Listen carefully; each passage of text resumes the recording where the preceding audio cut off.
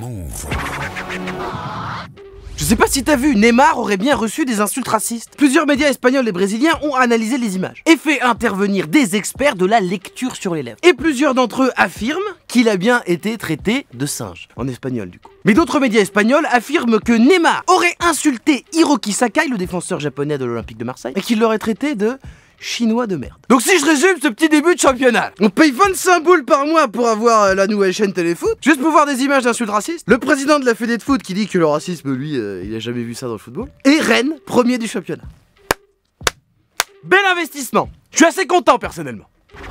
Je sais pas si t'as vu, les riches polluent plus que les pauvres. Méga surprise. Selon un rapport d'Oxfam, l'ONG humanitaire, qui a étudié les émissions de CO2 dans le monde entre 90 et 2015, les 1% d'humains les plus riches, soit environ 63 millions de personnes, produisent 2 fois plus de pollution que les 50% des gens les plus pauvres dans le monde. Et d'ailleurs, l'ONU et son responsable, Ban Ki-moon, ils ont réagi. Et ils ont dit non, c'est un engagement fort qu'ont les pays riches de limiter leur impact carbone sur la Terre. Bonjour, l'ONU, c'est bien ceux qu'on dit à la COP 21 qu'il fallait pas que la température sur Terre augmente de plus de 2 degrés, et un an plus tard, ça avait déjà augmenté de 1,5. Oui, c'est eux, c'est les mêmes. Voilà, du coup, c'est vrai que c'est pas gagné-gagné. Hein, mettez pas tous vos économies là-dessus, parce que l'ONU, en termes d'autorité, c'est à peu près un prof d'art plastique.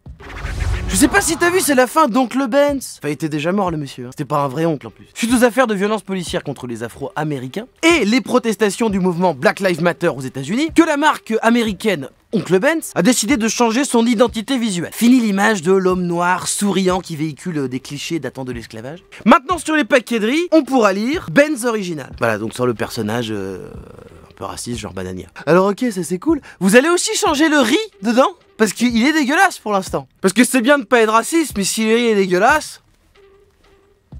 J'essaye d'aider moi. Move Radio, Hip Hop Nation.